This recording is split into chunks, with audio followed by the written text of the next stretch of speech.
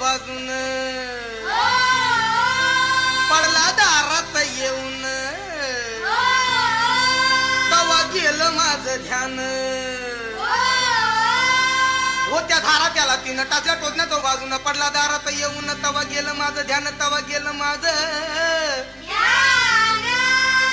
अरे विचारा त्या हारीला आणि शेजारच्या पारीला